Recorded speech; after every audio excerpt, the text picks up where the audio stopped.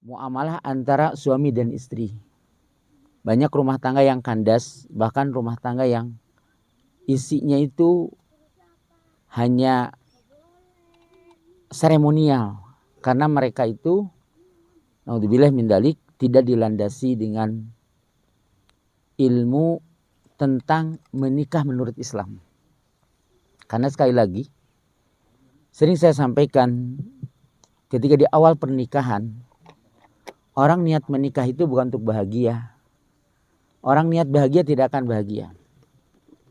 Karena bahagia itu hasil daripada taat kepada Allah Ta'ala.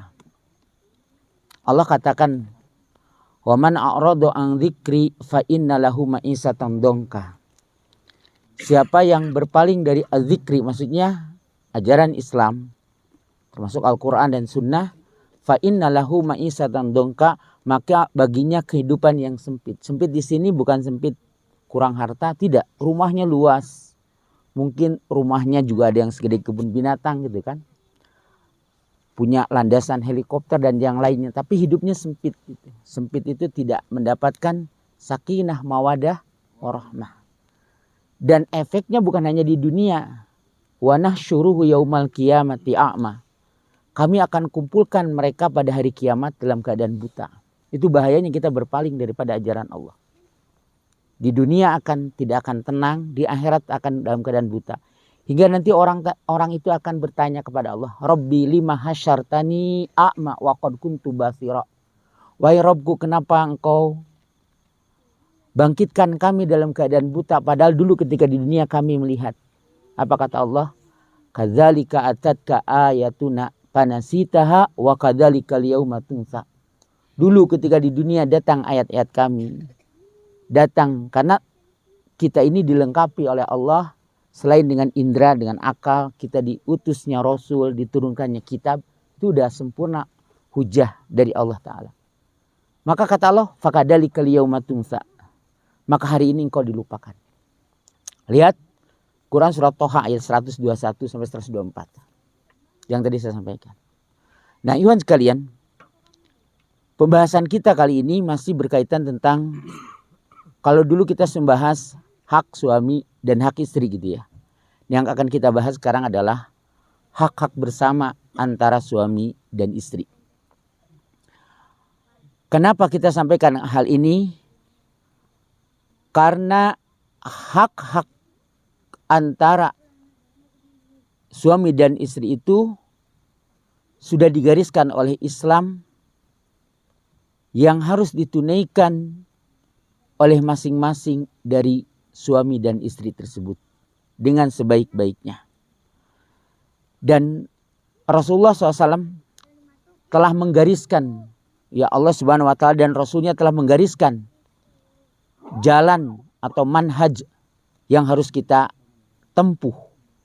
Nah, kalau kita dalam berkeluarga menerapkan manhaj ini, ya, dalam kehidupan, maka cinta akan menjadi pemandu, kerjasama akan menjadi jalan, ridha Allah akan menjadi tujuan, dan mendidik anak-anak di atas ajaran Islam akan menjadi salah satu tujuan utama di antara tujuan-tujuan kita. Karena di antara hikmah berumah tangga itu untuk memperbanyak keturunan yang akan nantinya mewarisi. Anak itu harta yang paling mahal kalau soleh. Salah satu kerugian yang dirasakan oleh orang-orang yang sudah meninggal dunia, tidak punya anak soleh. Anak kaya belum tentu jaminan bapaknya selamat. Anaknya ahli sain, bukan berarti tidak boleh, silakan, bagus. Soleh, tidak ada jaminan. Makanya kenapa? Karena Nabi SAW itu ketika menyebutkan idza mata ibnu Adam inqata amaluhu ila min salasin. Di antaranya apa? Wa waladun solihun. Tidak hanya walad, tapi dikasih naat, dikasih sifat, harus soleh. Barulah dia berfaidah. Makanya anak soleh itu sampai kapanpun itu akan bermanfaat. Nanti cucu kita kemudian terus turun sampai 7 turunan itu akan berfaidah. ya, kebaikan-kebaikan mereka. Nah, oleh karena itu ikhwan sekalian, dalil yang jadi landasan para ulama kenapa ada hak bersama adalah surat Al-Baqarah ayat 228. A'udzubillahi minasyaitonirrajim. Walahunna mislul ladzi alaihinna bil ma'ruf walirijali alaihinna darajah. Dan mereka, yakni para perempuan, para istri, mempunyai hak seimbang dengan kewajiban menurut cara yang patut. Tetapi para suami mempunyai kelebihan di atas mereka. Ini kedengar suara saya? Jelas ya? Kedengar nggak ke belakang? Dengar ya? Baik. Baik. Nah, hadirin sekalian yang semoga dirahmati dan diberkahi Allah Ta'ala. Ayat ini menyebutkan bahwa hak-hak di antara suami istri bersifat timbal balik sesuai prinsip. Yakni apa? Setiap hak itu diiringi dengan kewajiban. Jadi tidak hak melulu gitu, ada kewajiban. Ya. Dengan demikian, setiap hak suami atau hak istri diimbangi oleh kewajiban yang harus ditunaikan oleh masing-masing mereka. Ketika suami minta haknya, kewajibannya juga harus ditunaikan. Paham ya? Dalam segala hal yang salah. Ayatnya tadi. Ya. Dengan demikian, tugas ini ya, prinsip di atas memastikan terciptanya keseimbangan antara suami istri dari segala sisi. Yang tentunya akan semakin memperkuat stabilitas kehidupan rumah tangga dan segala sesuatu akan berjalan secara lurus. Contoh, Ibnu Abbas pernah mengatakan begini. Ibnu Abbas ini bukan orang sembarangan, kan Anda sudah tahu. Artinya kata-katanya itu bersumber daripada ilmu. Bahkan beliau itu didoakan menjadi turjumal Quran. Salah satu sunnah yang sering ditinggalkan oleh orang tua apa? Mendoakan anaknya sambil dipegang. Allahumma alimhul kitab ya wa sunnah. Itu adalah salah satu sunnah. Dulu Nabi memegang Ibnu Abbas sambil mengatakan Allahumma alimhul kitab. Makanya Ibnu Abbas menjadi turjumul Quran. Sudah antum mendoakan anak antum kayak gitu? Belum pernah. Nanti kalau pulang doain. Pegang ubun-ubunnya. Ada kebaikan di situ. Doakan seperti itu. Jadi jangan sampai hanya mengajari, mengarahkan, datangkan guru. Doa itu paling penting. Kenapa? Makanya dalam dzikir pagi kan kita mengatakan ya hayyu ya qayyum birahmatika astagis aslih li sa'ni kulli wala takilni ila nafsi fatang ain. Itu kan bentuk pasrah diri gitu. Kita ini nggak bisa ngapa-ngapa kecuali karunia Allah Ta'ala. Nah, kata Ibnu Abbas begini. Sungguh aku berhias untuk istriku sebagaimana dia berhias untukku. Coba bayangkan. Aku tidak ingin meminta semua hakku yang wajib baginya sehingga kewajiban aku menunaikan haknya menjadi kewajibanku. Ini sahabat ini yang harus kita ikuti jalan mereka. Karena manhaj yang benar itu ngikuti jalannya mereka. Allah sendiri yang berfirman, wa may yusakikir rasul, siapa yang menentang rasul, mim ba'di ma tabayyana lahul huda, setelah jelas baginya petunjuk, wa yatabi ghairu sabilil mu'minin, dan tidak mengikuti jalannya orang beriman. Ketika Al-Qur'an diturunkan, yang disebut orang beriman itu siapa? Para sahabat. Sila yang disebut manhaj ahlus sunnah itu mengikuti mereka. Ya. Karena Ibnu Abbas itu menukil ayat tadi dalam yang saya bacakan. Ya. Kemudian ketika menjelaskan ayat yang tadi di dalam surat Al-Baqarah 228 tadi, kata Ibnu Abbas, yaitu para istri berhak mendapatkan perlakuan baik yang menjadi kewajiban suami-suami mereka, sebanding dengan kewajiban mereka untuk patuh pada suami dalam hal-hal yang Allah wajibkan pada mereka. Ya.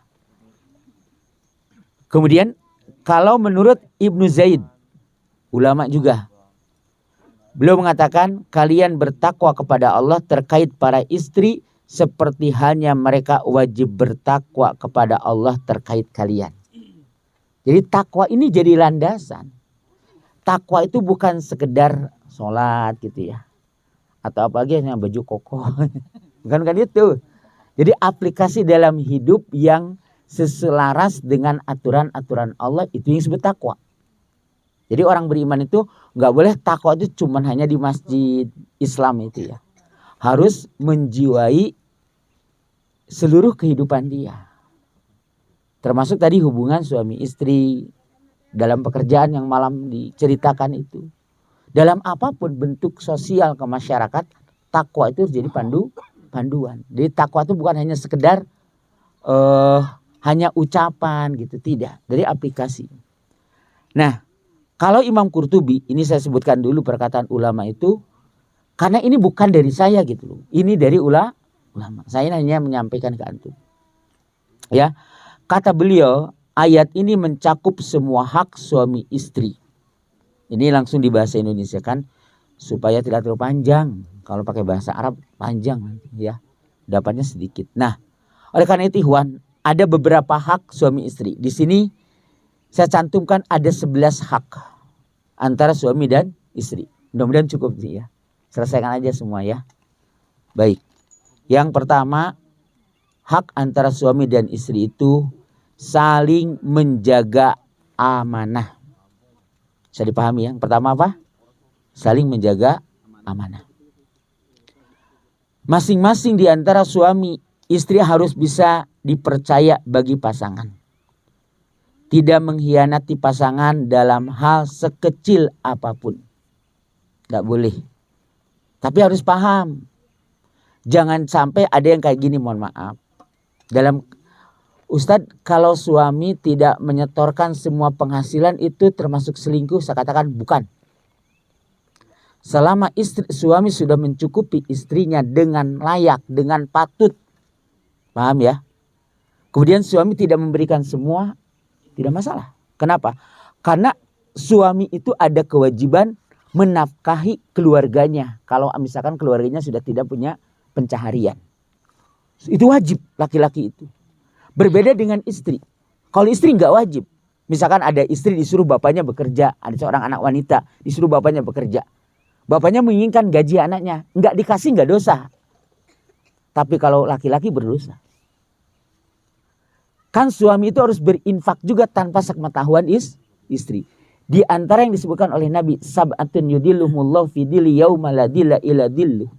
7 golongan yang akan mendapatkan naungan di hari tidak ada naungan kecuali naungan Allah. Di antaranya apa? Ma yunfiqu yaminihi wala ya'rifu simalhi au kama qala. Apa yang diinfakkan oleh tangan kanannya, tangan kiri tidak tahu. Para ulama menerjemahkan yang ia perbuat kebaikan, infak itu istri pun tidak tahu. Dan suami harus punya itu. Karena nanti efeknya untuk istri juga. Kalau suami masuk surga, istri itu bisa terangkat ke surga. Paham ya?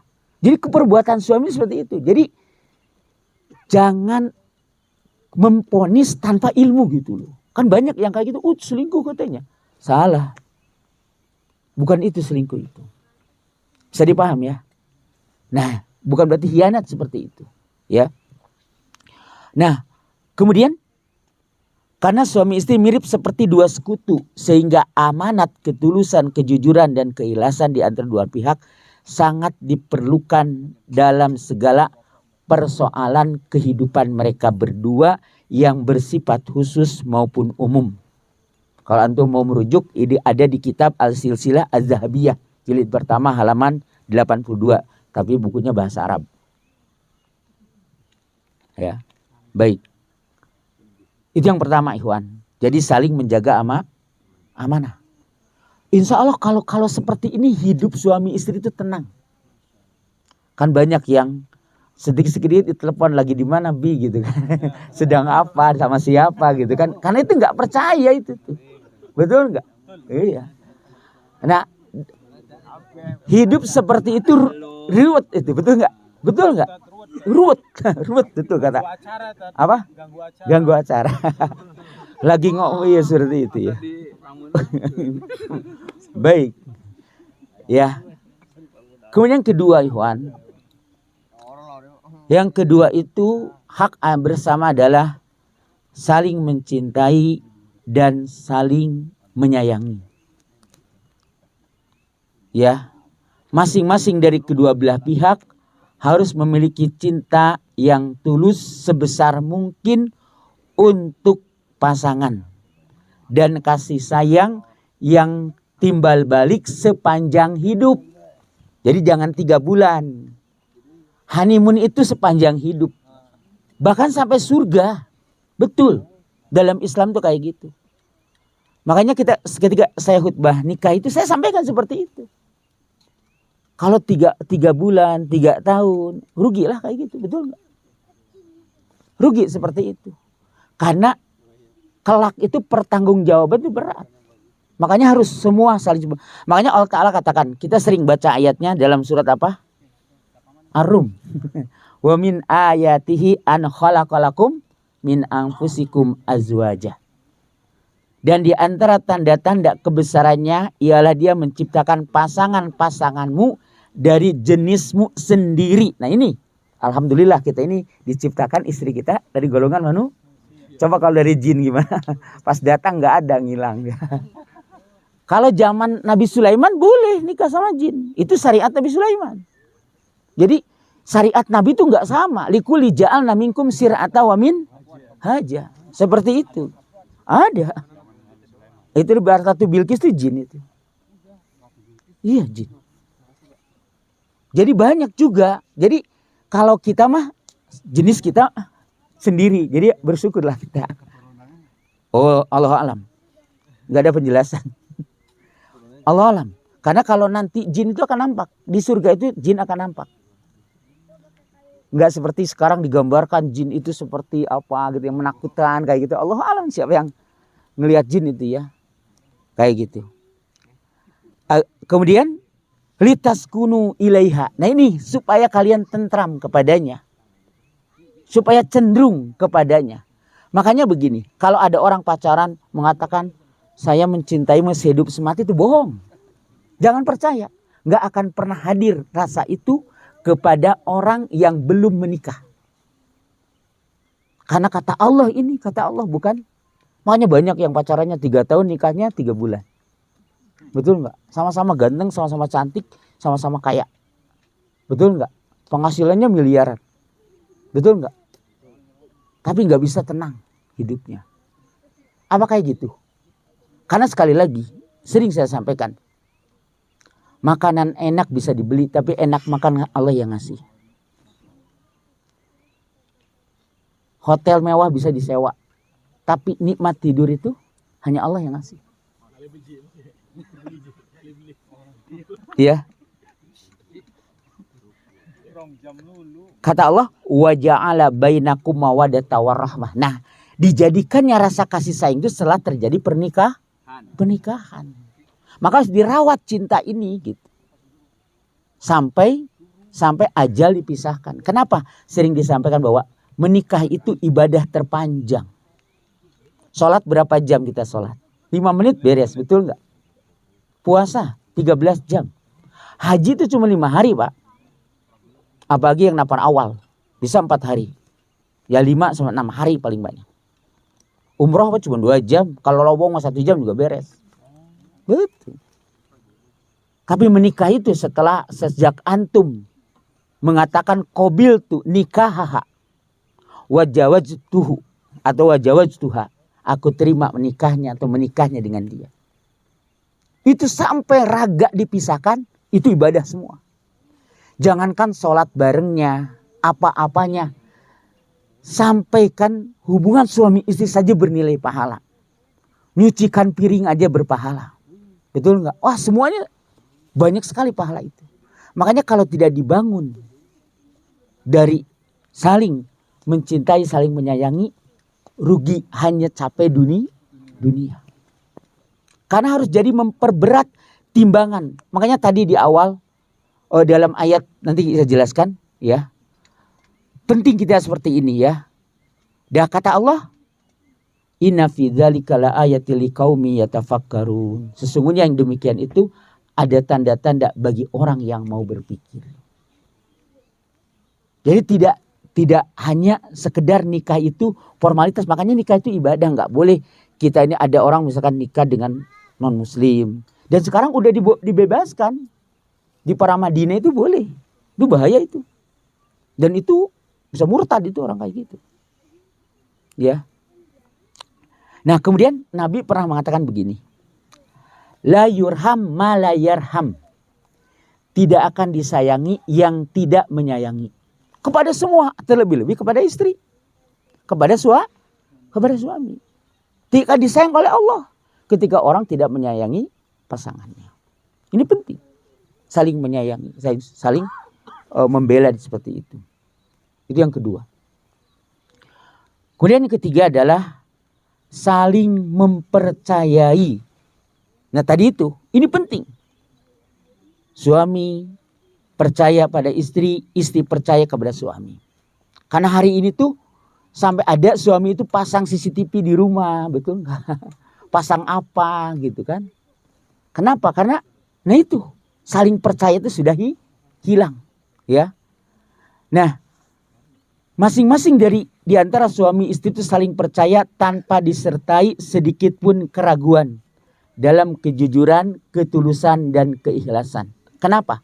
Allah berfirman dalam surat Al-Hujurat ayat 10, innamal mu'minuna ikhwah. Sesungguhnya orang-orang beriman itu adalah saudara. Sampai Nabi mengatakan la yu'minu ahadukum hatta yuhibba li ahihi ma yuhibbu li nafsi. Tidak sempurna iman salah seorang di antara kalian sampai dia mencintai saudaranya sebagaimana mencintai dirinya sendiri. Itu kepada saudara. Maksudnya saudara se-Islam. Apalagi kepada pasangan. Harus lebih saling mempercayai suami seperti itu. Ya. Nah, ikatan suami itu justru semakin memperkuat, mempererat dan memperkokoh ukhuwah imaniyah.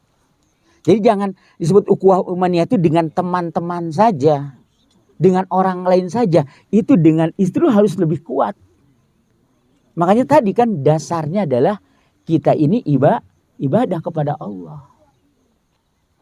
Maka insya Allah kalau ada kekurangan istri, ada kekurangan suami akan bersabar. Bukan cepat-cepat hulu. Tahu hulu ya? Datang ke pengadilan, gugat cerai seperti itu. Itu bisa-bisa haram tuh surga untuk dia. Hati-hati loh. Iya, jadi jangan, kalau orang beriman tuh kayak gitu, ada kekurangan itu ya sabar. Yang namanya hidup di dunia ini adalah dalam ujian. Istri itu jadi ujian suami, suami pun demikian. Makanya lapang dada, saling mempercayai ini asas yang harus dipegang baik-baik. Kalau nggak kayak gitu, bawaannya suuzon melulu. Dan itu kalau suuzon itu akan terjadi keburukan. Karena dia sudah berprasangka buruk, sedangkan prasangka itu sebagaimana kata Allah, anna inda dzanni abdi bi, aku ini tergantung prasangka hambaku kepadaku. Jadi hati-hati apalagi prasangka buruk kepada pasangan. Ya, seperti itu. Kemudian hadirin sekalian, yang keempat, yakni pergaulan baik. Allah Ta'ala berfirman dalam surat An-Nisa, wa ashiruhunna bil ma'ruf, dan bergaulah dengan mereka menurut cara yang patut. Jadi ada beberapa yang kadang-kadang hilang antara suami istri, yang mana dengan dilakukan dengan orang lain saja berpahala. Contohnya apa? Berinteraksi dengan baik, muka selalu ceria gitu.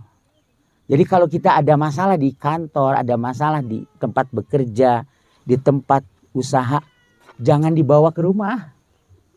Paham nggak? Jangan. Jadi yang di rumah itu sudah banyak beban, jangan dibebani lagi. Ya. bertutur baik, menghormati dan menghargai pasangan. Ini adalah perintah Allah. Ya. Sampai ketika Ibnu Katsir menafsirkan ayat ini. Bang dulu di Cikole kan sampaikan juga ayat ini. Apa kata Ibnu Katsir? Berkata, berpenampilan, gitu kan? Sebagaimana engkau mengharapkan dari dia, begitupun engkau berbuat kepada dia. Jadi enggak melulu nuntut hak gitu. Makanya tadi ada timbal balik. Ya. Dan Allah Ta'ala berfirman dalam ayat yang lain dalam surat An-Nisa ayat 21. Wa kaifa ta'khudunahu wa qad afda ba'dukum ila ba'd wa akhadna minkum mitsaqan ghalidha. Dan bagaimana kamu akan mengambil kembali padahal kamu telah bergaul satu sama lain sebagai suami istri dan mereka istrimu telah mengambil perjanjian yang kuat atau wa'dhan ghalidha. Ikhwan, hanya 3 perasa dalam Al-Quran menggunakan kalimat wa'dhan ghalidha. 1, ini untuk pernikahan. Harus bergaul dengan baik. Yang kedua, ketika Allah mengambil perjanjian antara Allah dengan ulul azmi minar rusul. Agar komitmen menegakkan dakwah ini. Yang ketiga, ketika Allah mengambil perjanjian kepada Bani Israel sampai Bukit Tursina itu diangkat di atas kepala mereka. Ini kebayang nikah itu perkara yang berat. Jangan hanya seremonial, jangan hanya hubungan sosial gitu. Ibadah yang agung. Makanya kalimatnya wa'dhan setara dengan tadi itu. Ya. Makanya ini penting. Pergaulan dengan baik itu. Di samping itu. Sebagai bentuk ketaatan kepada Allah. Ketika kita berbuat baik dengan pasangan itu. Wala tansaul fadla bainakum, kata Allah dalam surah Al-Baqarah 237. Dan janganlah kamu lupa kebaikan di antara kamu. Bahkan sampai Nabi mengatakan begini. La yaskurullaha liman la yaskurun nas. Tidak dikatakan orang bersyukur kepada Allah yang tidak berterima kasih kepada sesama manusia. Termasuk pasangan suami istri itu. Tidak saling berterima kasih itu tidak dikatakan bersyukur kepada Allah. Makanya selalu bersyukur seperti itu. Maka ketenangan, rahmat itu akan dianugerahkan oleh Allah. Kan pernah saya tulis kemarin. Sampaikan masalah apa hubungan suami istri di grup. Kenapa itu? Karena itu nikmat dari Allah itu. Tidak datang begitu saja. Seperti orang yang bertanya, obat kuat apa yang bisa gini-gini itu ya. Salah itu kata. Kalau perlu saya jelaskan hadisnya. Hatta al-aqs wal ajz itu sudah ada ketentuannya loh. Semua itu karunia dari Allah, Pak. Cuman banyak orang itu enggak paham gitu. Disangka itu bukan karunia. Jadi ketika pergaulan baik ini timbalnya apa? Allah akan curahkan rahmat kepada kita. Jadi setiap perbuatan itu ada efeknya. Sebagaimana malam kita ngobrol. Seluruhnya yang baik itu akan berubah kebaikan. Sama keburukan pun akan mendatangkan keburukan. Ya. Nah, kemudian yang kelima hadirin. Bahwa di antara hak bersama suami istri itu adalah tanggung jawab bersama dalam mendidik anak. Ya. Jadi tidak boleh mendidik anak itu hanya diserahkan kepada pasangan atau seseorang saja. Sebagaimana kita tahu bahwa Rasulullah SAW bersabda, ar-rajulu ra'in fi ahlihi wa huwa mas'ulun an ra'iyatihi. Seorang laki-laki merupakan pemimpin di tengah keluarganya dan dia akan dimintai pertanggungjawaban atas yang dipimpinnya, anak dan istrinya. Wal mar'atu ra'iyatun fi baiti jaujiha wa mas'ulatun an ra'iyatiha.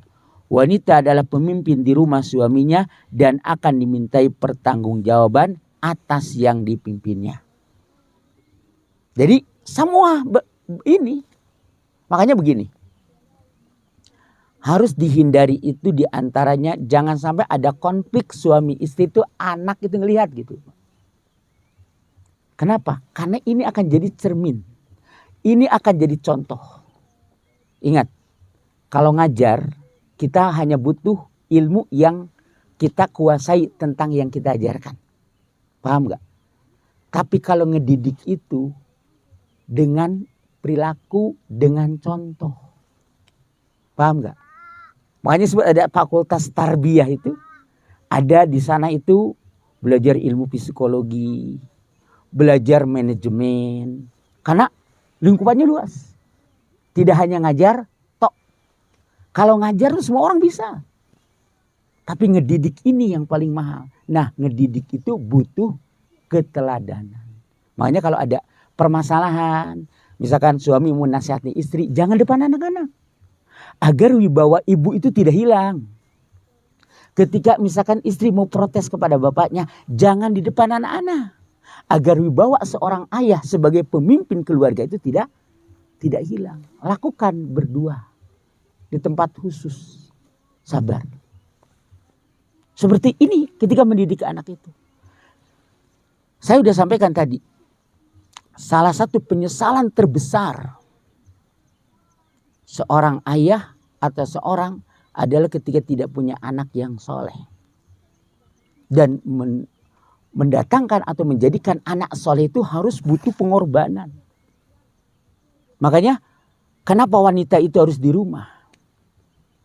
Karena ibu itu madrasatul ula kan sering disebut, betul nggak? Tapi antum jangan lupa bahwa ayah itu kepala sekolahnya. Sekolahnya lupa.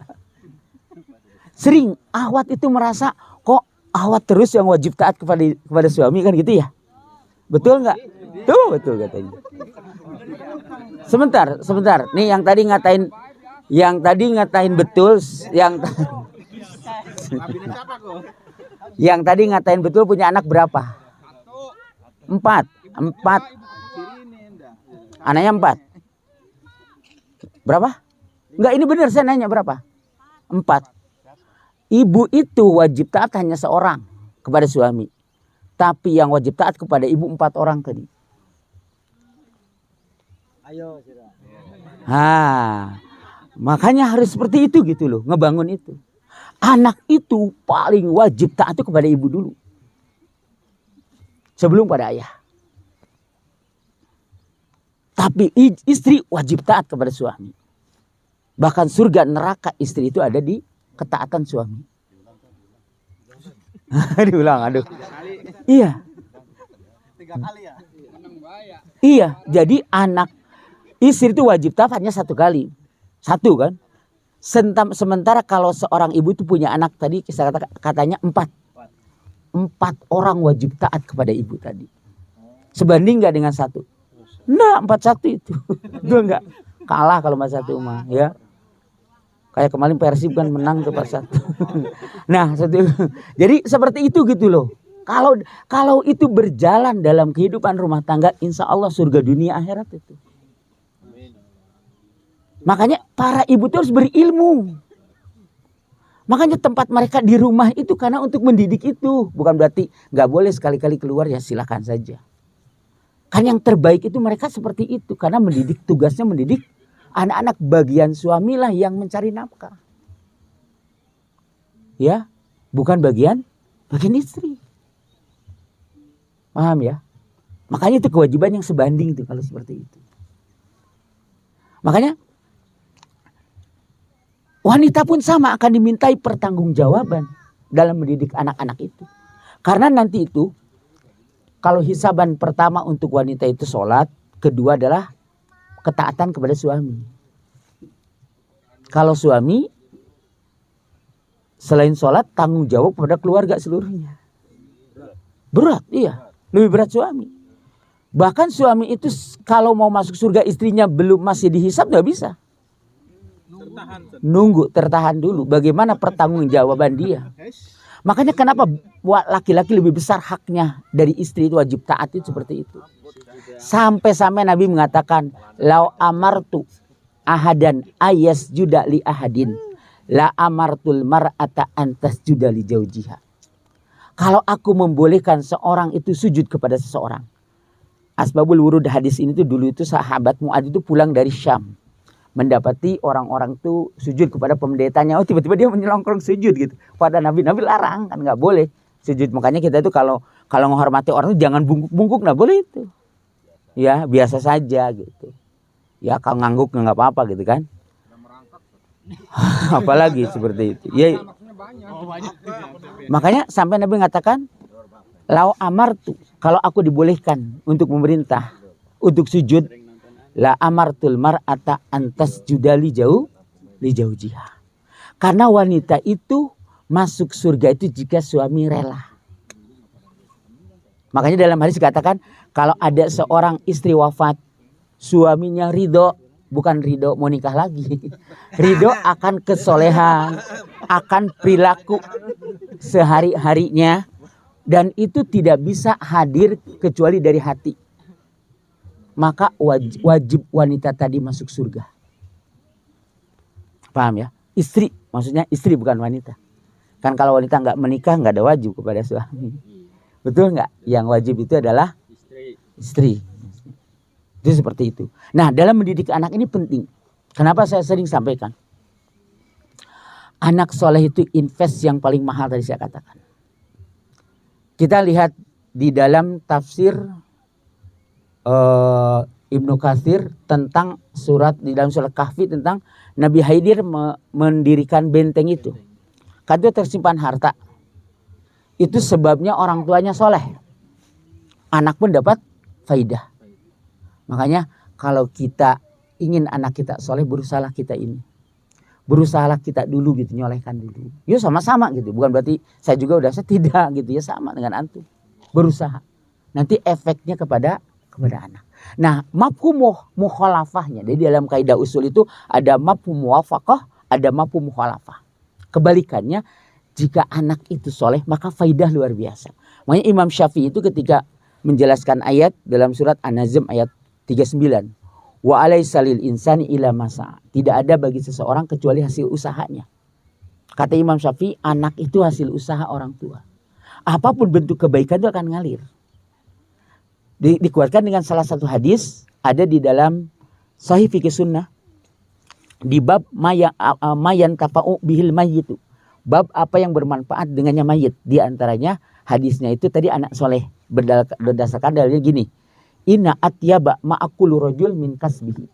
Sesungguhnya yang terbaik dimakan seseorang itu hasil usahanya. Wa inna waladahu min kasbihi. Dan anak itu merupakan hasil usaha orang tua. Jadi orang tua itu akan kebagian. Bahkan dalam riwayat Imam Ahmad itu ada anak yang sudah dipersilahkan masuk surga itu nggak mau masuk surga. Ini pentingnya anak soleh. Iya, kalian masuk surga. Sampai Allah mengatakan 3 kali. Apa kata anak itu? Lan nadhuluha hatta naro aba'ana wa ummahatina. Kami tidak akan masuk surga sampai kami melihat dulu ibu dan bapak kami. Coba bayangkan. Nikmat luar biasa punya. Makanya ketika kita mengorbankan harta, capek mendidik anak, jangan sayang. Jangan eman kata orang Cirebon, sama dengan Indramayu. Eman. Oh itu ya eman. Eman betul. Kenapa? Karena selain itu bernilai sedekah, itu ada timbal baliknya nanti. Ketika kita sudah tidak ada, sudah berkalang tanah, itu tidak akan ada. Seorang jenderal tidak akan bisa menyelamatkan bapaknya dari azab kubur. Seorang presiden sekalipun tidak akan bisa menyelamatkan bapaknya atau ibunya. Tapi anak soleh, insya Allah, ngalir terus kebaikan itu seperti itu. Nah ini penting kita mendidik anak itu seperti itu. Ya, baik. Itu yang keberapa? Yang kelima. Ada 6 lagi ini. Sampai jam berapa Mas Bu? Ayo lanjut. Lanjut ya. Udah lanjut. Baik. Kemudian hak antara suami dan istri itu saling bekerja sama dalam kebaikan dan takwa. Ini kalau nggak kerjasama dalam masalah ini, suami mau ngaji aja diomelin terus, susah. Diajak ngaji banyak alasan ya susah. Ya, Jadi kalau kita misalkan belum mampu mendidik secara langsung, ajak ke pengajian. Antum meninggalkan usaha sebulan sekali atau seminggu 2 kali atau seminggu sekali, nggak akan berkurang rezeki antum. Karena rezeki itu udah dibatas. 50.000 tahun sebelum Allah menciptakan langit dan bumi itu udah ditebar semuanya dan tidak akan lebih dan kurang. Kalau sudah habis jatahnya wafat. Betul? Karena yang di BCA, di BSI itu belum tentu milik dia.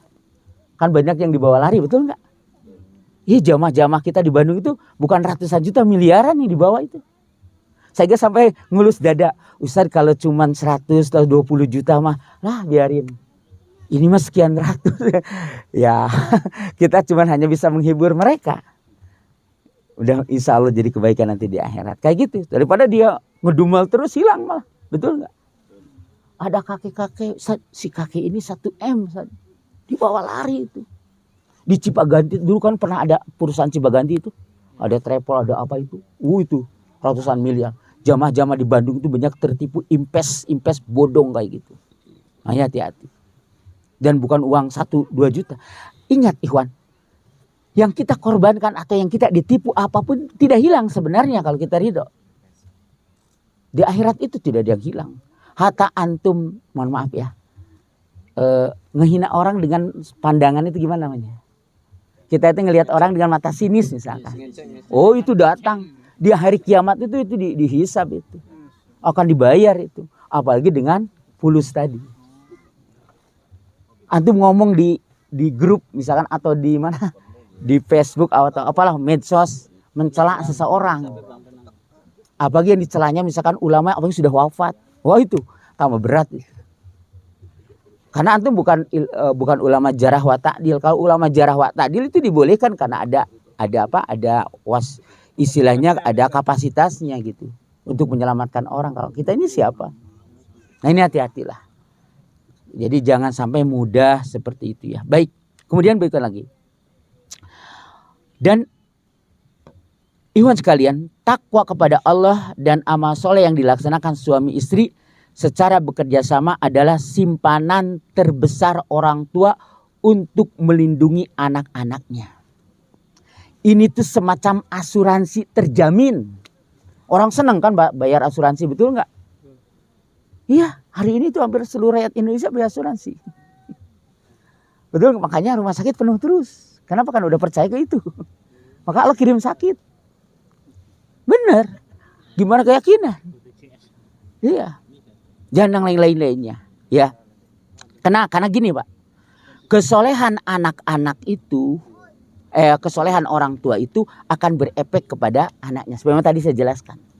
Makanya Allah Ta'ala berfirman, وَلْيَحْشَلَّذِينَ لَوْ تَرَكُوا مِنْ خَلْفِهِمْ duriyatan diafa khafu alaihim falyattaqullaha walyaqulu qaulan sadida.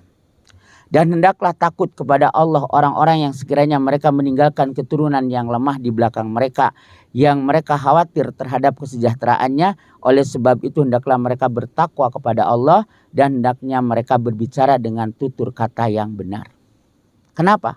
Kerjasama antara suami istri dalam mengerjakan kebaikan dan takwa akan menimbulkan dampak besar bagi keduanya dan juga keturunan mereka, baik saat di dunia ataupun ketika mereka sudah berkalang tanah. Jadi ada efeknya Pak. Makanya penting ya. Makanya kata Allah dalam surat Ali Imran, duriyatam ba'duha mim ba'd. Sebagai satu keturunan, sebagiannya adalah keturunan dari sebagian yang lain. Ya. Contoh kisah tadi itu, kisah apa?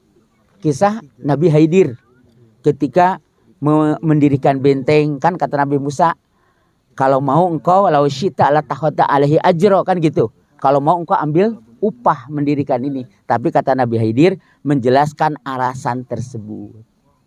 Ya. Kita ringkas seperti itu. Jadi dan ini banyak sekali ikhwan, bahkan dalam riwayat yang sahih itu nanti itu di akhirat itu kan kata Allah, waladina amanu wattaba'athum duriyatuhum biiman alhaqna bihim duriyatahum. Orang-orang yang beriman diikuti oleh anak turunannya, kami himpun lagi mereka. Jadi kita apa nggak mau bersama-sama? Kita kumpul gini aja senang, betul nggak? apalagi nanti kumpul dengan anak istri di surga. Bahkan ketika ulama menjelaskan surat An-Nisa ayat 11. Kan itu berbicara tentang waris ya. Tapi ujung ayatnya itu kan abna'uhum au aba'uhum au kama qala. Kata para ulama, bapak itu bisa mengangkat derajat anak nanti di surga, anak pun bisa demikian. Kalau seandainya misalkan derajat bapak di bawah, terangkat oleh anak. Termasuk ibu. Kalau misalkan derajat anak di bawah, bisa terangkat oleh bapak atau ibu. Makanya kerjasama saling takwa itu ini luar biasa. Jadi kalau bisa ya, setelah kita ini paham satu ilmu, ini panjang kalau saya jelaskan, banyak riwayat, cuman karena waktu ya saya ringkas saja. Ya, maksudnya ringkas yang tadi itu banyak sekali ini. Ya. Kemudian yang berikutnya, ikhwan, saling membahagiakan. Saya ada tambahan sedikit lah, kisah Abu Dahdah. Tahu Abu Dahdah? Yang berinfak kebun kurma itu. Ketika turun ayat, lan tanalul birra hatta tunfiku mimma tuhibbun. Termasuk Tolhah. Ya. Nah, bagaimana respon istri? Nah, itu penting tuh. Ketika suami berinfak itu. Ummu Sulaim tuh mengatakan ini adalah perniagaan yang menguntungkan. Jadi suami berinfak tuh didorong gitu. Bukan atuh bi gimana anak kita. Enggak, jangan begitu. Dorong suami berinfak itu. Suami berbuat baik kepada orang tuanya, kepada saudara-saudaranya didorong. Karena keberkahan itu akan balik ke keluarga tersebut. Banyak riwayat kalau saya sampaikan cukup 1 jam ini. Kalau ngebahas ini saja butuh 1 jam. Kisahnya banyak. Perlu. Iya banyak. Nah itu. Makanya itu kerjasama dalam takwa itu kayak gitu. Karena efek daripada perbuatan suami itu akan kepada keluarga. Jadi istri itu kalau suami misalkan tadi berbuat kebaikan tuh mendorong. Bukan istilahnya melarang atau yang lain-lain. Ya. Sampai itu ketika Ummu Dahdah itu mendapati anaknya sedang makan kurma, pada kurma udah diinfakkan, dikeluarkan dari mulutnya oleh istrinya ini. Bagaimana sikap luar biasa istri yang bertakwa karena mendorong suaminya. Begitupun Ummu Sulaim seperti itu. Jadi banyak kisah-kisah ya, karena begini, sekali lagi efek dari ketaatan suami itu akan datang kepada keberkahan keluar. Jadi ketika suami berbuat baik harus didukung, bukan malah diprotes atau malah jadi pertengkaran rumah tangga. Itu aib kalau menurut saya. Seperti itu. Kenapa? Karena ikhwan gini. Saya sedikit ngobrol sedikit. Manusia sering mengkhawatirkan kehidupan di dunia, betul nggak? Padahal akhirat itu lebih panjang. Saya ajak ngobrol dulu gini. Tahu Fir'aun? Ya, Ustaz. Kenal nggak? Oh, alhamdulillah nggak kenal. Nah, Fir'aun itu hidup di zaman siapa? Nabi Musa alaihissalam. Kata sebagian ulama, antara jarak Nabi Musa ke zaman Nabi Isa itu ada yang mengatakan 600, ada yang mengatakan 1200. Karena tidak ada riwayat yang paling kuat, tapi intervalnya antara sekian. Kalau kita ambil 600 saja paling sedikit. Nabi Musa ke Nabi Isa sebelum diangkat ke langit itu 600 juga. Ada yang mengatakan 1200. Jadi khilaf ahli sejarah. Sejak zaman Nabi Isa ke zaman Nabi Muhammad itu sama. Ya 600. Sejak Nabi kita dulu hijrah dari Makkah ke Madinah sampai hari ini 1400, sebentar lagi 51, betul nggak? Coba kita hitung. 600 tambah 600 berapa? 12, 1200 tambah 1450. 2650. Fir'aun di alam kubur sekarang sedang diazab. An-naru yuraduna 'alaiha guduwa wa 'ashiyah. Neraka diperlihatkan kepadanya tiap pagi dan petang. Saya tanya, sebanding nggak dengan kehidupan dia di dunia jadi raja? Kita kadang sering mengkhawatirkan kehidupan kita. Coba kalau kita hitung hidup kita di bawah orang tua. Sekolah misalkan, taruhlah umur beres sekolah itu sekitar 26. Ya rata-rata 26, 23 lah. Kalau misalkan tadi TK, SD, SMP, SMA, kuliah S1. Karena rata-rata kalau Indonesia ini taraf pendidikan itu masih di bawah. Masih kalah sama Palestina. Palestina S2 ke atas. Iya. Orang Palestina itu seperti kelihatan miskin tapi mereka tuh luar biasa. Orang cerdas-cerdas, orang sekolah gitu. Nah, begini Iwan. Sisa dari hidup dengan orang tua itu kalau kita umur kita 70 tahun berapa tahun? Kalau kita sama orang tua 23. 47. Kalau umur 70. Kalau umur 50 berapa? Kadang orang mengkhawatirkan kehidupan yang sebentar ini. Tapi ketika dia wafat tidak dikhawatirkan sampai tidak ada ujung. Hari kiamat itu 1 hari 1000 tahun. 1 hari. Sekarang kan tahu tadi Fir'aun diazab. Orang kafir itu mohon maaf. Jangankan dapat teh ini. Dari Mang Wanda tadi malam. Saya tambahin air panas. Udah cukup Pak. Orang kafir itu jangankan teh ini, air putih setetes aja nggak akan dapat lagi. Setelah kematian. Sama sekali. Azab selama-lamanya. Nah kadang banyak orang tidak berpikir ke sana. Makanya kata Nabi orang cerdas itu. Orang cerdas itu apa? Mandana nafsahu wa amila lima badal. Orang cerdas itu yang mengekang, maksudnya meluruskan nafsunya, beramal untuk kehidupan setelah mati. Makanya kata Ali bin Abi Thalib, "Annasu niyamun wa idamatu intabahu." Kebanyakan orang tuh tidur. Orang tidur gimana? Gak sadar. Tapi tatkala mati baru sadar. Orang itu kalau mati, siapapun dia, ateis sekalipun, yang gak percaya kepada Allah, kepada Tuhan, dia percaya akhirat. Orang yang mengatakan akhirat itu dongeng masa depan, pasti ketika mati, jangankan ketika mati, tatkala sakaratul maut pun udah langsung percaya akhirat. Karena akhirat seseorang itu dimulai dari ketika dia meninggal dunia. Banyak orang sering mengkhawatirkan kehidupan dunia padahal sudah dijamin. Allah katakan wa ma min dabatin fil arwala tidaklah satu binatang yang melata di muka bumi kecuali Allahi rizquha. Cicak aja sudah ada rezekinya. Nyamuk aja sudah ada rezekinya. Kenapa nyamuk yang terbang nyamperin cicak, betul nggak? Nah, itu yang Allah udah saat atur. Apalagi kita yang 1 meter lebih gitu kan. Banyak orang yang mengkhawatirkan tentang kehidupan anak-anaknya dunia tapi tidak mengkhawatirkan akhir. Artinya ketika kita tidak bertakwa berarti kita ini menyia-nyiakan anak turunan kita nanti. Gitu. Jadi kita ini cerdas gitu loh. Cerdas itu pikirannya panjang, jangan hari ini, besok, jangan setahun, tapi seluruhnya. Karena kata Allah, ya ayyuhalladzina amanu taqullah wal tandur nafsum ma qaddamat ligod.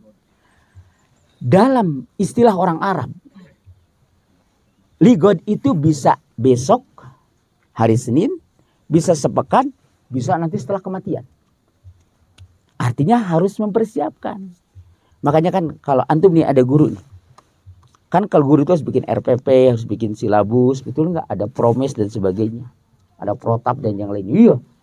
Akhirnya habis waktu ke anak tinggal emosi. Nah seperti itu. Nah itu supaya terukur ketika menyampaikan. Betul nggak? Sama seorang ustadz apapun kita kan ketika menyampaikan sebelum ke antum itu kita persiapan dulu.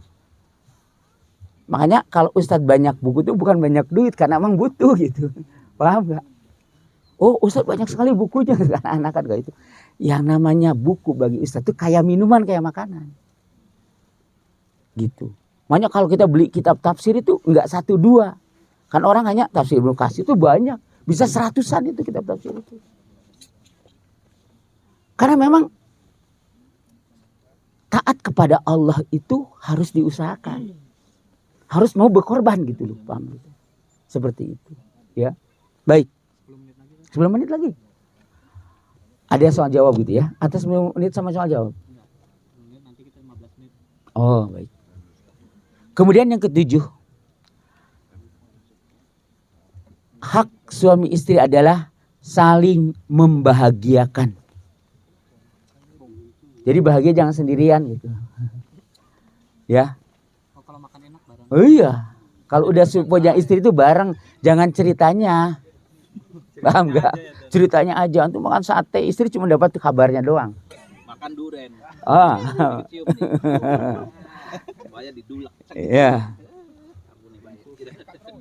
Jadi di antara hak suami istri adalah saling bekerja sama, mendatangkan kebahagiaan, menghindarkan keburukan, kesedihan sebisa mungkin. Makanya kalau istri lagi nangis tuh nggak usah diomongin. Taruh aja bahu yang kuat.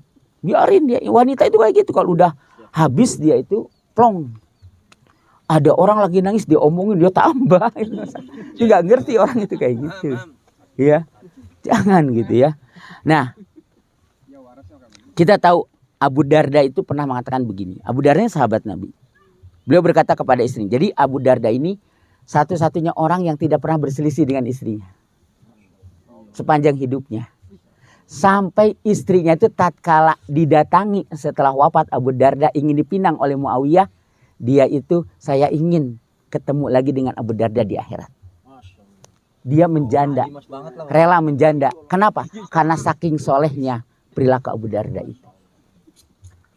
Jadi ada yang datang ngelamar tuh nggak terima, padahal sultan yang ngelamar itu.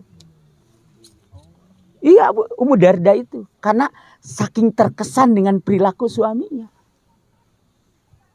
Makanya kata Abu Darda itu satu hari beliau mengatakan, ketika engkau melihat aku marah, maka buatlah aku rela. Jika aku melihat engkau marah, aku akan membuat engkau rela gitu. Bukan ini lagi marah, dimarahin lagi, yo tambah besar apinya. Ya, jadi tidak seperti itu. Ya sampai Ummu Darda itu sampai terkenang sekali kepada istri suaminya itu. Sampai ketika kan Abu Darda wafat duluan kan Abu Darda itu. Termasuk Fatimah, istrinya Umar bin Abdul Aziz itu. Orang yang dari rumah beliau tuh anak khalifah, saudaranya 4 khalifah semua. Ketika hidup istri khalifah dalam keadaan pas-pasan. Sampai perhiasannya itu yang diberikan bapaknya itu, kata suaminya, perhiasanmu itu tidak mengenyangkan, lebih baik kenyangkan rakyat. Itu diinfakkan semuanya. Sampai di hari kewafatnya Umar bin Abdul Aziz itu, bendahara itu tahu ini kekurangan, bawa lagi itu, ini saya anggap ujian. Tidak. Aku katanya mentaati ketika waktu hidup, masa aku mendurhakainya ketika sudah meninggal dunia. Coba bayangkan. Itu istri itu terkenang dengan akhlak suami, dengan perlu suami. Di antara contoh di kalangan salaf itu seperti itu. Karena begini Huan, kita ini harus sering belajar sejarah, tarikh. Quran tuh 60% tuh banyak sejarah. Sejarah itu bukan dongeng. Makanya ketika kita belajar sejarah itu harus paham pikut tarikh gitu loh.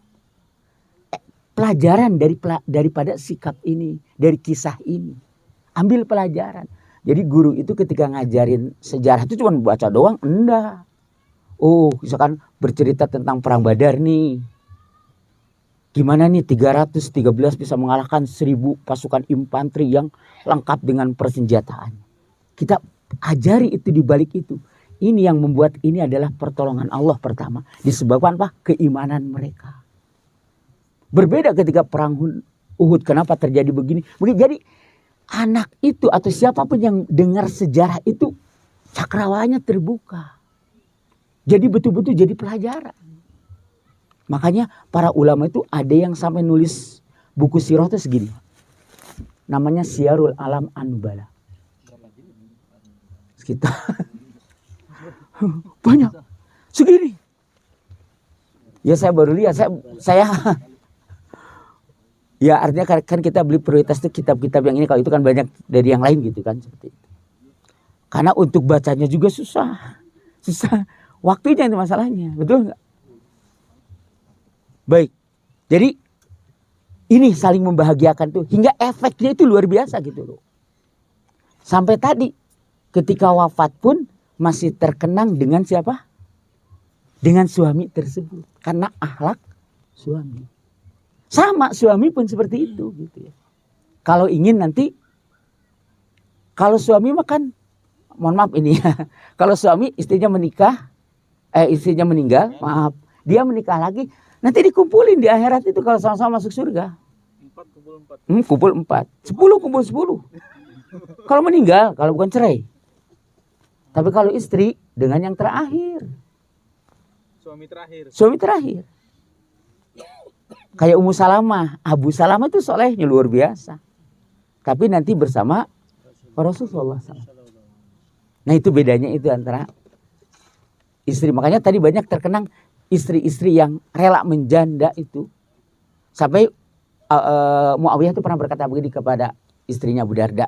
Kalau begitu engkau banyak berpuasa katanya. Nasihat dari seorang penguasa waktu itu. Karena yang namanya nafsu kan jangan bukan hanya laki-laki yang harus puasa, wanita pun sama. Maka diantara ini adalah cara mengekang nafsu itu adalah dengan banyak berpuasa. Ya baik. Kemudian Ikhwan, yang ke-8, hak bersama antara suami istri itu saling berhias dan berpenampilan menarik gitu. Ini penting. Jadi jangan sampai seorang suami itu mengharapkan istrinya berpenampilan menarik, sementara dia kalau di rumah tuh pakai kolor aja kan, kaosnya. Itu nggak pantas kayak gitu. Tampillah yang baik. Sebagaimana kita senang istri juga tampil baik.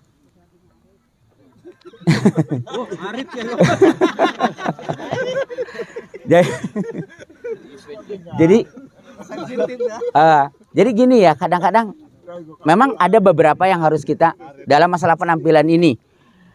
Sebenarnya bagi istri tabaruj itu di rumah itu sunnah. Tabaruj, tahu tabaruj? Berpenampilan seksi kalau tidak ada anak-anak. Jadi istri kalau tidak ada anak-anak di rumah pakai lingrai itu bagus. Hah? Udah tua. Baju dinas, bah. Ya ini kan saya nggak tahu baju dinas apa gitu ya. Kan. Nah, ya, dengarkan. Tapi syaratnya tidak ada anak-anak. Jadi jangan sampai karena ingin penampilan gitu ada anak-anak, jangan melihat seperti itu, tidak boleh. Karena itu akan jadi pendidikan buat mereka. Ya, sama. Jadi istilahnya ya udah tua kan dalam Islam itu yang namanya hidup itu harus sampai surga, enggak masalah. Harus saling menarik kan kayak gitu. Ya. Jadi tadi yang enggak boleh kan tabarus itu keluar, betul enggak? Jadi jangan kebalikan. Kalau ke ondangan kayak kijang gitu harum bersih, di rumah ya daster itu lagi. Jadi sekali-kali baju baru itu dipakai di rumah gitu. Baju yang bagus. Betul. Termasuk Iwan juga sama.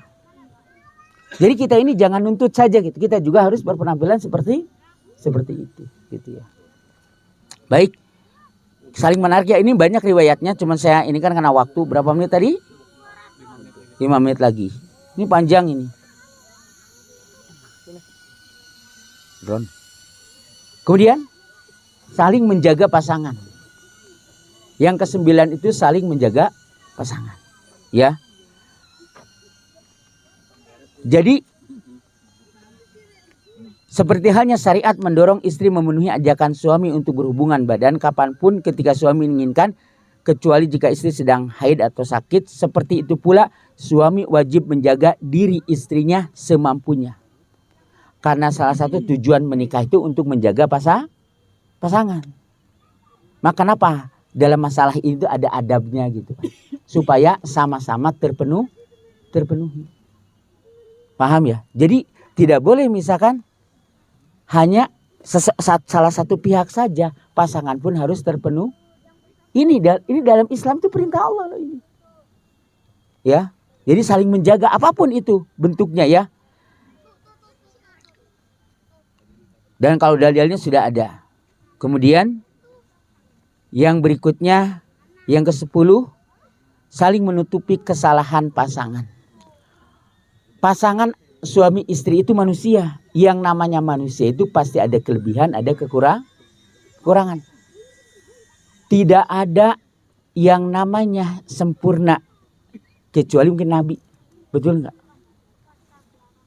Nabi pun kadang ada sengaja oleh Allah dibuat zallah agar jadi pelajaran karena beliau itu manusia. Apalagi kita. Ya, ini ketika melihat aib itu jangan apalagi diceritakan ke orang tua. Ini yang baru-baru nikah biasanya. Laporin sama emaknya, sama ibunya. Itu sedang mencoreng diri sebenarnya. Jangan. Jadi sebisa mungkin urusan dalam rumah itu tidak ada yang tahu. Kecuali mereka berdua. Kalaupun mau cari solusi misalkan. Bertanya kepada orang yang, tapi jangan asal curhat kepada orang, setiap orang jangan. Harus kepada orang yang punya kapasitas. Tujuannya pun dia memperbaiki loh.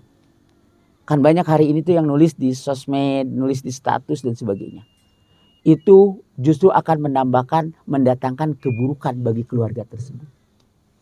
Jadi makanya tadi saya katakan, ketika niat kita menikah itu ibadah, ketika ada kekurangan dari pasangan masing-masing saling sabar. Namanya manusia nggak ada yang sempurna. Ya.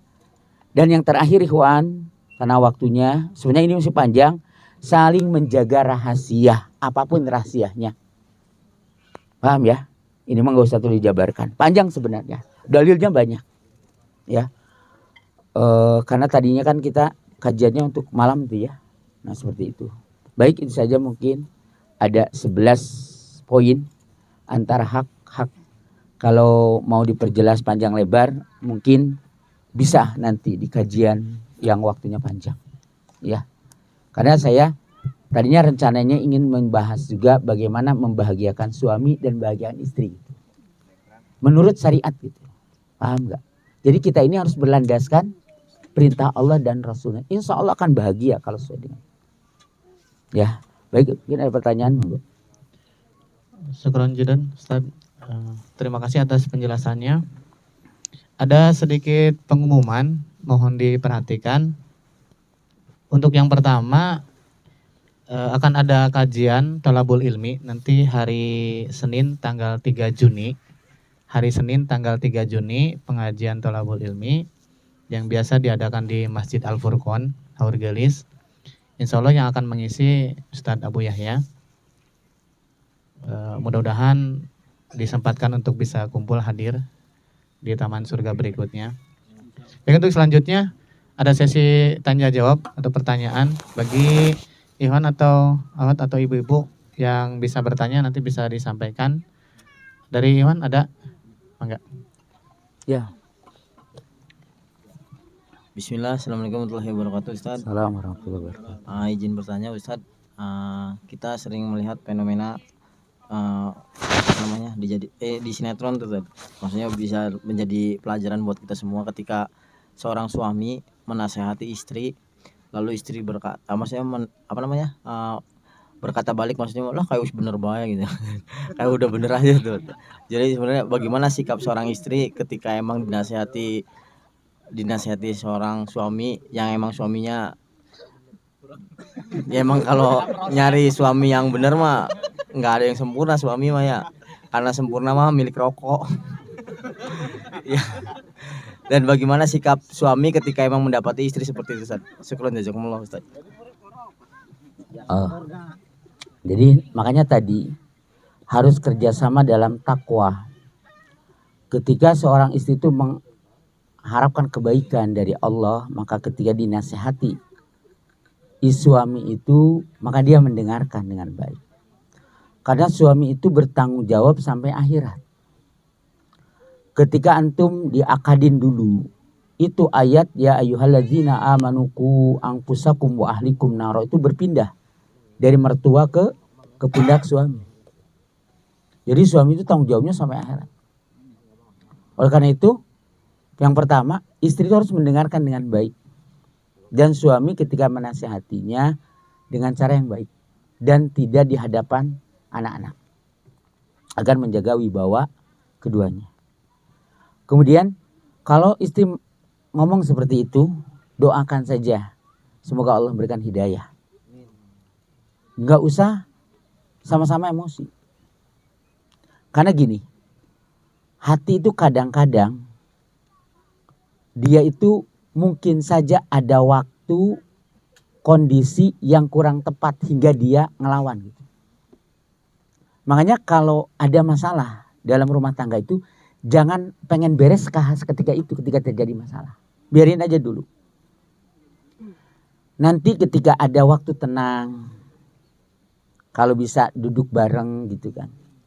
Tapi bukan ikan teh apa itu minum teh bareng, nggak gitu juga ya. Hanya tetap lihat kondisi dan situasi. Maka insya Allah itu akan beres. Kita lihat kisah Ummu Sulaim yang suaminya datang safar gitu ya, anaknya padahal meninggal dunia. Apa sikap Ummu Sulaim? Ini contoh ini dari kalangan salaf. Bukan berarti meremehkan anak, tapi dia tahu yang namanya pulang safar tuh capek suami itu. Apalagi habis berniaga dan sebagainya. Psikologis orang capek itu berbeda dengan orang yang tidak capek. Makanya guru itu harus belajar psikologi itu. Kenapa? Ketika ngomong di hadapan anak itu harus pakai ilmu. Lihat kejiwaan anak. Lihat Nabi itu. Cara menasihati anak muda. Ketika ada anak muda yang minta izin berzina, betul? Apa Nabi marahi enggak? Enggak. Ini contoh bagaimana tarbiyah yang baik itu. Itu yang istilahnya sesuai dengan ilmu psikologis itu kayak gitu. Jadi kata siapa? Islam tidak tahu psikologis. Ada. Makanya ada fakultas psikologi Quran. Di IO itu yang International Open University itu ada fakultas psikologi Quran. Karena memang cara mendidik itu, cara menyampaikan itu jangan sampai ketika antum menyampaikan kayak anak nyampein nasihat di sini gitu loh. Paham ya? Kan kondisinya beda kalau dalam kondisi rumah tangga ada itu. Nah, istri yang dan antumnya harus bersabar gitu. Jadi jangan ikut-ikutan emosi ketika istri melawan. Doakan saja dapat hidayah. Kan kita apa? Tujuannya kan dengan menasihati ingin baik, betul enggak? Kalau sama malah dimarahi bukan jadi kebaikan yang didapat. Mungkin hari itu tidak baik, insya Allah doakan terus. Mungkin besoknya akan berubah. Besoknya akan berubah. Terus juga cara nasihatinnya. Jangan sampai ngomong sama istri disamain ngomong sama anak-anak gitu. Ya, jadi kita lihat. Ya, lihat kondisi juga. Ya, lihat kondisi dan sebagainya kan kayak gitu ya. Itu mungkin ayah dari pertanyaan tadi. Paham ya? Ya, banyak. Jadi tidak cukup dengan nasihati, doakan seperti itu. Kalau antumnya emosi, antum lebih baik pergi atau diam? Hah? Jangan gitu, jangan gitu dulu. Itu bukan solusi yang terbaik. Mas emang luar biasa. Pengen deh. Ngomongnya wanian. Jadi kalau orang yang dengar Imam Syafi'i pernah mengatakan begini. Az-zaki, orang cerdas itu laisa kasratu hadatsana. Orang cerdas itu bukan orang banyak meriwayatkan hadis. Kan hadasan itu di antara kalau belajar hadis itu ada hadasana, ada an-an gitu loh. Ya, ini hadasan itu di antaranya ilmu hadis itu kayak gitu. Tapi orang cerdas adalah bisa menyelesaikan masalah tanpa masalah, bukan pegadaian, bukan. Itu mah tambah masalah.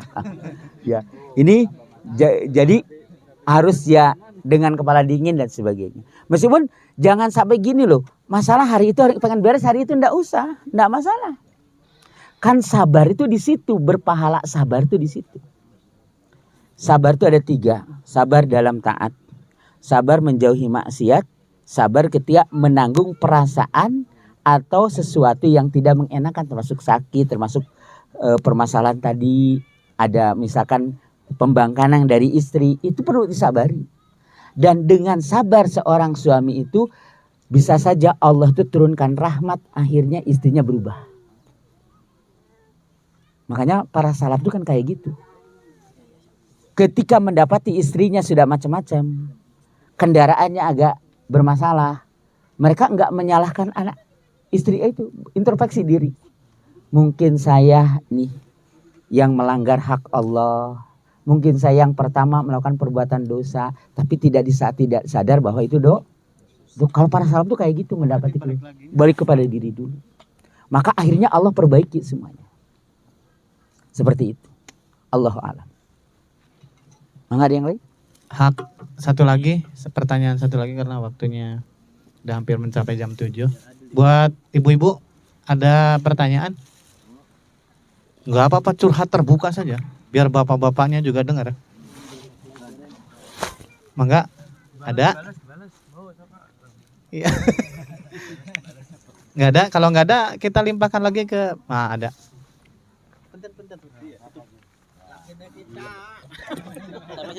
Turu baik.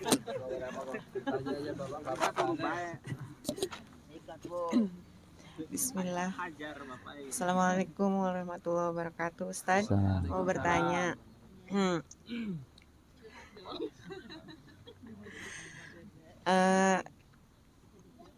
Iya, juga tuh. Saya beranak 3, Ustadz. Anak-anak saya udah besar-besar. Terus maksudnya apa? Dulu kan waktu anak kecil-kecil itu belum terpikirkan untuk menabung yang tidak diambil-ambil. Maksudnya untuk biaya sekolah gitu. Ada untuk biaya sekolah sendiri lah ya. Sedangkan sekarang kan sekolah tuh mahal ya Ustadz. Apalagi yang kayak pondok-pondok gitu. Tapi kita berkeinginan tuh anak kita tuh di pondok gitu. Terus dompetnya nggak cukup Ustadz.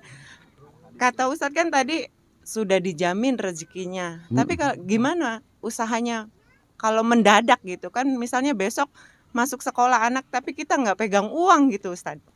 Baik. Kan banyak sekolah yang nggak mahal juga. Kalau urusannya mahal. Universitas apalagi banyak yang gratis. Betul. S1 resmi. Jadi makanya di sini sebenarnya bukan nggak ada uang, nggak mau berkorban. Karena yang terbaik itu bukan nabung sebenarnya. Berinfak kalau ingin kaya itu.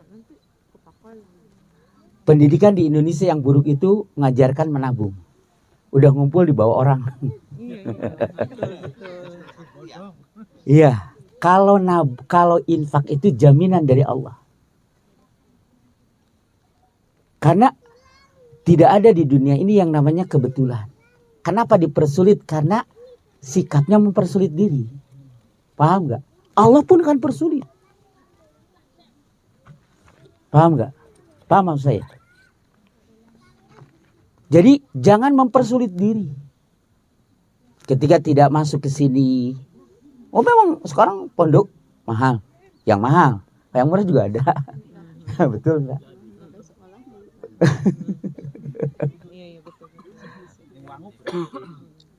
Ya, ada. Itu kan di sana juga nggak bayar tuh, yang di mana tuh? Yang Ustadz Fadil itu kan nggak bayar.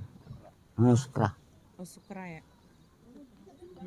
Di pondok kita bayar karena subsidi silang dengan yang lain. Apalagi tempat saya ngajar sekolahnya mahal. Masuk itu 20 juta lebih. SPP-nya 1.400.000. Tempat saya ngajar. Ya. TK 7 juta. SD 14. SMP 19, SMA lebih. Sebenarnya nggak mahal kalau kita cerdas berpikirnya. Saya tanya, kita contoh nih, saya kasih kasih contoh. Kita naruh mobil di stasiun. Berapa 1 bulan, 1 hari? Gak mungkin Pak, stasiun. Parkir. Per jam ya. 1 jam pertama. Kalau 24 jam berapa Mas? Tinggal kali. Ya, sebulan berapa? Sebulan berapa? Ini saya gini, kita naruh mobil aja kan seperti itu. Apalagi seperti di daerah saya itu Banyak orang nggak punya garasi, itu semuanya sewa. Sewanya per tahun. Sewa gitu ya. Mobil atau motor kita taruh di rumah sakit saja. Kalau mau pergi ke Jakarta kan kita taruh di rumah sakit itu atau di stasiun kalau ingin aman. Itu kan sehari semalam berapa gitu ya. Kadang kita nganggap murah, tapi ketika investasi akhirat dianggap mahal. Padahal mobil itu kena debu, kepanasan, bahkan bensinnya juga mungkin berkurang karena dijemur, betul nggak? Anak itu di pondok dikasih makan, kasih pelajaran, tempat tidur 24 jam pengawasannya juga, kadang dianggap mahal. Bener nggak? Jadi pola pikir kita ini yang harus diubah gitu loh. Karena selalu ngitungnya kayak dagang untung rugi, bukan bisnis dengan Allah. Invest masa depan. Makanya kita diberi anak seperti itu karena pengorbanannya kayak gitu. Paham? Di Jakarta itu di Blok M ada kajian Ustadz Nujul Dikri. Ini saya ceritakan. Yang ngaji itu dari Palembang. Naik pesawat. Saya kemarin ngisi pengajian di Palembang itu. Tiketnya 2,5 juta pulang pergi. Belum travel Bandung Jakartanya. Belum di sananya naik Grab. Kan naik Grab ke hotel itu. Belum hotelnya. Bintang 5 lagi. Karena di Indonesia nggak ada bintang 7. Beda dengan di Dubai. Ada juga puyer. Ya, jadi ini saya contohkan gitu ya. Jadi gini, ummahat sekalian.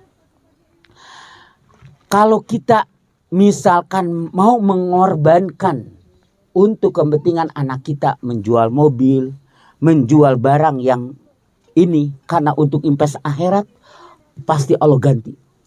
Tapi kebanyakan kita ini jarang berpikir ke sana. Hingga menganggap sekolah itu mahal. Al-Irsyad di berapa aja Al-Irsyad? Masuknya 25 Al-Irsyad. Mahal murah Ji? Murah lah kalau begitu. Kalau yang di Tengaran kan lebih mahal lagi. Hampir sama ya? Hampir sama, sekitar segitu kan? Iya. Karena untuk pendidikan itu nggak bisa murah.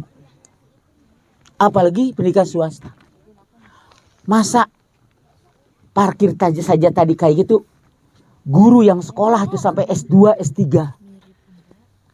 Masa gajinya UMR? Bahkan kurang dari UMR. UMR yang swasta. Apalagi di pondok, guru itu 24 jam. Anak malam-malam bermasalah kan, guru tuh lagi tidur juga bangun. Kan suka ada anak jam 12 malam ngeleyep keluar. Betul Pak ini. Ada yang kayak gitu. Dan ketika mendidik anak itu nggak gampang. Mendidik anak orang juga gampang. Dimarahin anak orang. Kok anak kita bisa dimarahin, anak orang kan nggak bisa.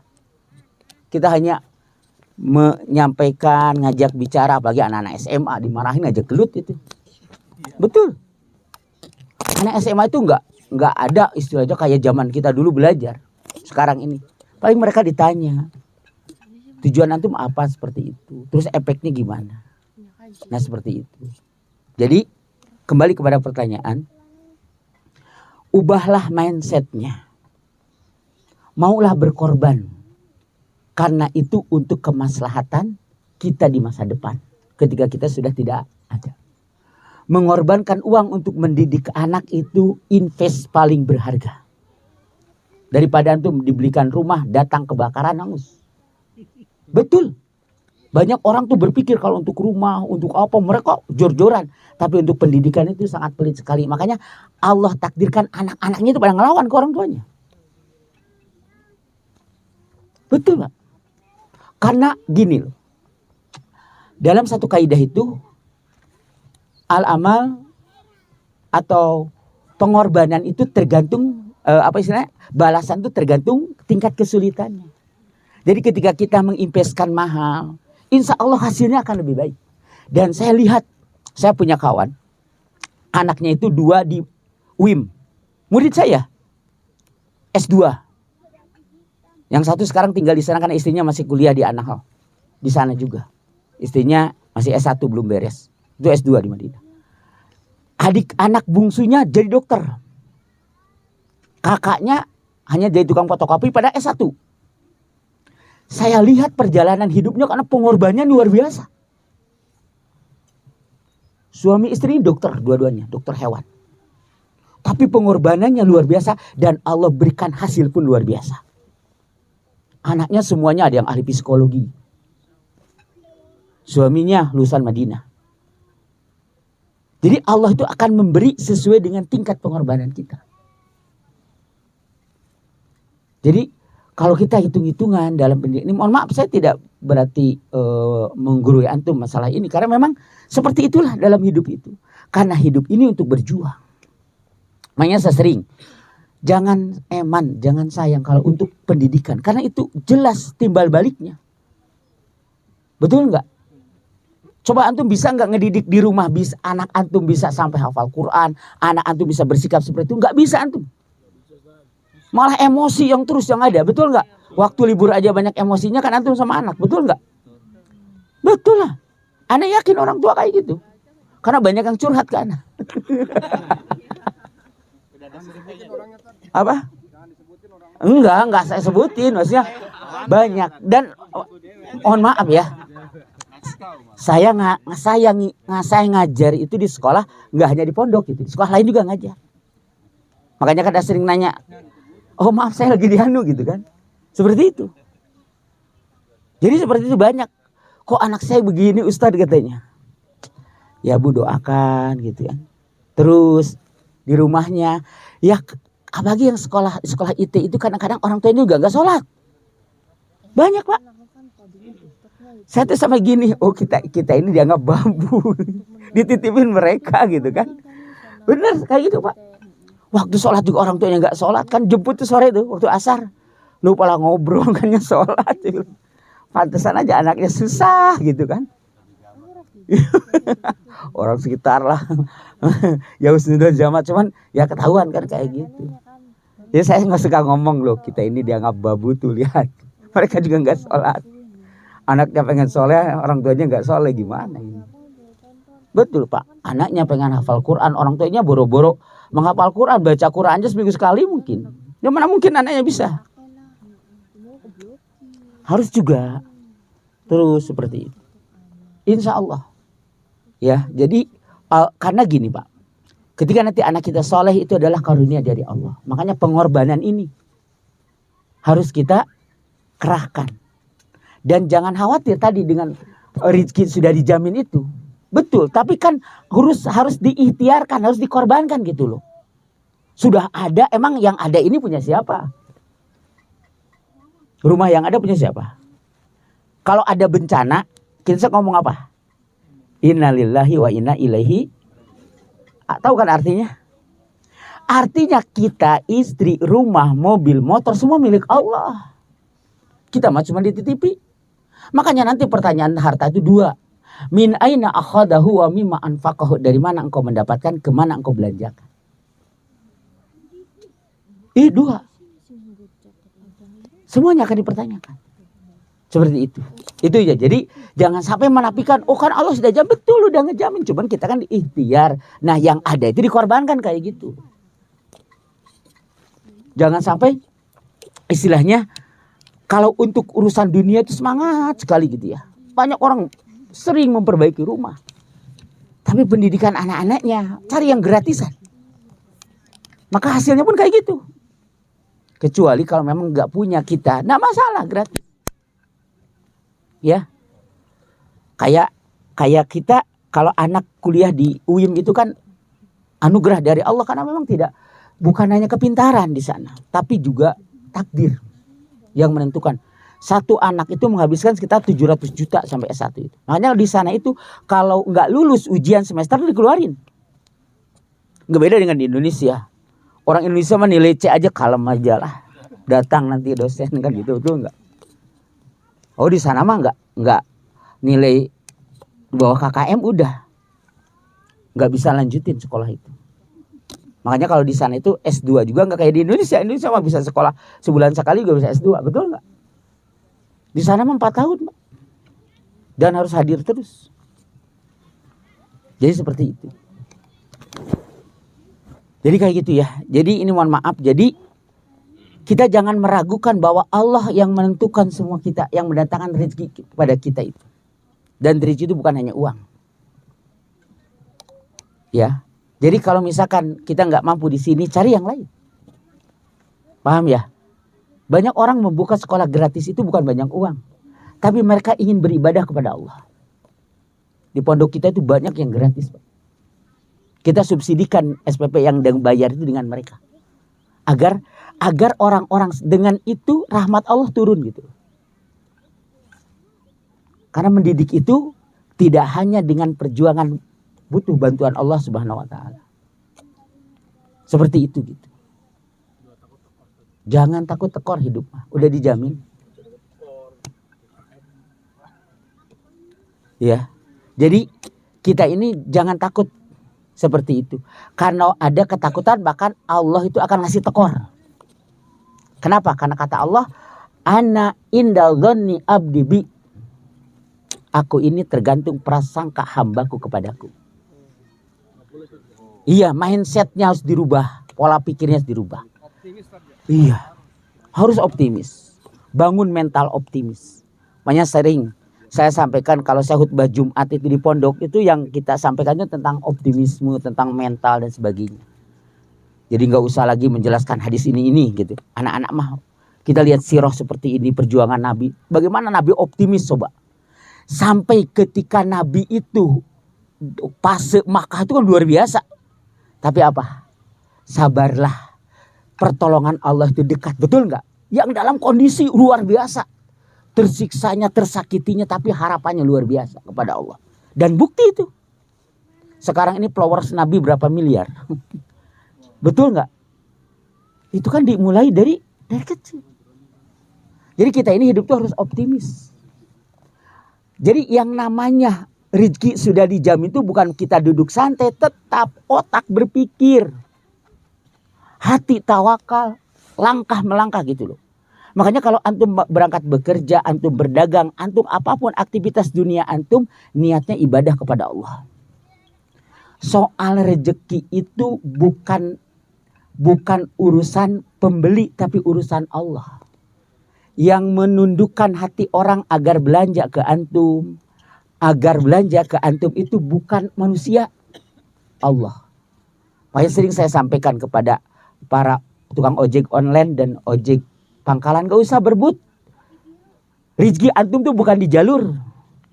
Tanya tukang angkot, semua banyak. Kalau di Argolis jarang angkot ya.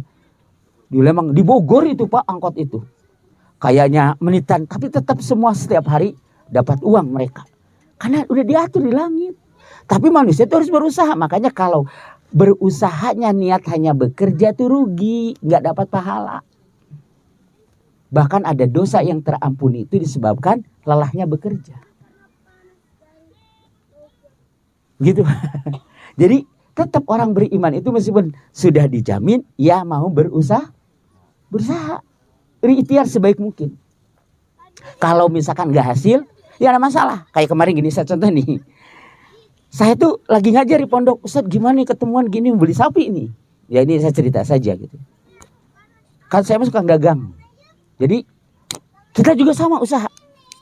Udah sampai 2 hari, Ustaz maaf, kayaknya nggak jadi. Ya udah ini bukan rezekinya kan kayak gitu.